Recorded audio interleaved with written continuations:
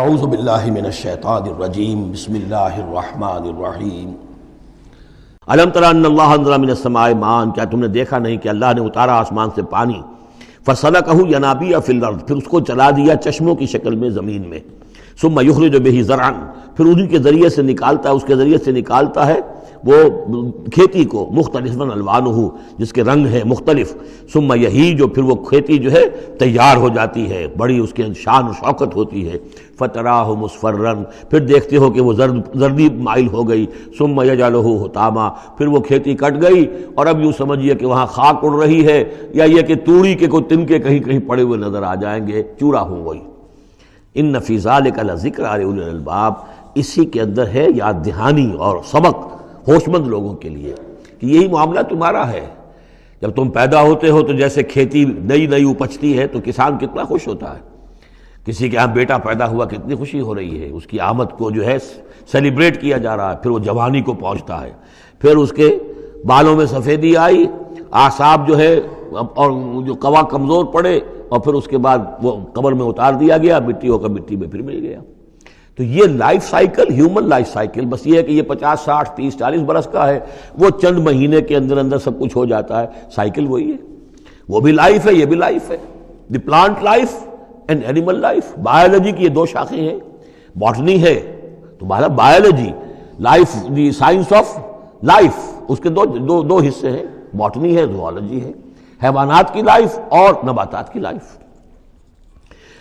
افمن شرح اللہ صدرہ، پھر وہی حذف کا موضوع کا اسلوب آ رہا ہے، افمن شرح اللہ صدرہ للاسلام فہو علی نور من ربہ، بھلا وہ شخص کہ جس کے سینے کو اللہ نے کھول دیا ہو اسلام کے لیے اور وہ اپنے رب کی طرف سے نور پر ہے، اندرونی بصیرت اس سے حاصل ہے، اندر اس کا جگمگا رہا ہے اللہ کے ایمان کے ذریعے سے، اور جو بصیرت اللہ نے اسے عطا کر دی ہے۔ اب پھر آگے اس کو چھوڑ دیا گیا، کیا مطلب ہے؟ افمن شرح اللہ صدرہ للاسلام فہو علی نور من ربہ، جو اپنے رب کی طرف سے نور کے پر ہے، کمن ہوا فی الظلمات، کیا وہ اس شخص کے مانند ہو جائے گا جو اندھیروں میں بھٹک رہا ہے؟ لیکن نہیں، اس کو یہاں درج نہیں کیا۔ فویل للقاسیۃ قلوبہم، تو ہلاکت اور بربادی ہے ان لوگوں کی جن کے دل سخت ہو چکے ہیں من ذکر اللہ، اللہ کے ذکر سے، یعنی اتنے سخت ہو چکے ہیں کہ ان میں گداز ہی نہیں ہے، ان میں اللہ کے لیے کوئی شوق ہی نہیں ہے، اللہ کو یاد کرنے کا کوئی ذوق ہی نہیں ہے، ان کے دل سخت ہو چکے ہیں، ان کے لیے ہلاکت اور بربادی ہے۔ اولئک فی ضلال مبین، یقیناً یہ لوگ ہیں کھلی گمراہی میں بھٹکے ہوئے ہیں۔ اللہ نزل احسن الحدیث کتابا متشابہا، اللہ نے اتاری ہے بہترین حدیث۔ اصل میں ہمارے ہاں یہ لفظ حدیث جو ہے اس کے ایک ہی معنی لوگوں کو معلوم ہے، حدیث قرآن ہے، حدیث ہے، حدیث سے مراد ہے حدیث رسول صلی اللہ علیہ وسلم۔ قرآن مجید میں کہیں حدیث کا لفظ حدیث رسول کے لیے نہیں آیا،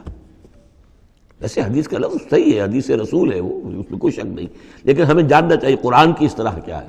بہترین حدیث قرآن ہے، فَبِأَيِّ حَدِيثٍ بَعْدَهُ يُؤْمِنُونَ، اس قرآن کی جیسی حدیث کے آنے کے بعد اب اور کس چیز پر ایمان لائیں گے؟ تو یہاں پر بھی لفظ حدیث آ رہا ہے، اللہ کا کلام ہے یہ، تو اللہ نزل احسن الحدیث، اللہ نے بہترین بات نازل فرمائی ہے،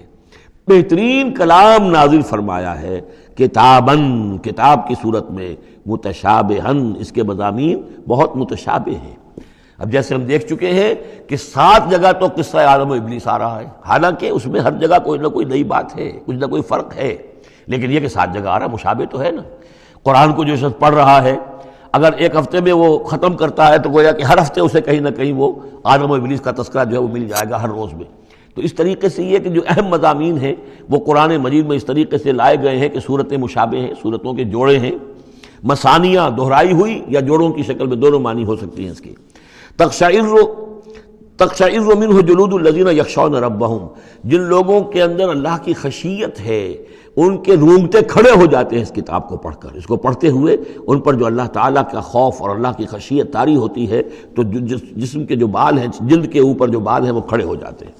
ثم تلین جلودہم وقلوبہم الی ذکر اللہ، پھر اس کے بعد ان کی کھالیں بھی اور ان کے دل بھی اللہ کی یاد میں نرم پڑ جاتے ہیں۔ ذالک ھدی اللہ یہدی بہ من یشاء، یہ اللہ کی ہدایت ہے جو وہ دیتا ہے جس کو چاہتا ہے۔ ومن یضلل اللہ فما لہ من ہاد، اور جس کی گمراہی پر اللہ تعالیٰ کی طرف سے مہر ثبت ہو چکی پھر اس کے لیے کوئی ہدایت دینے والا نہیں۔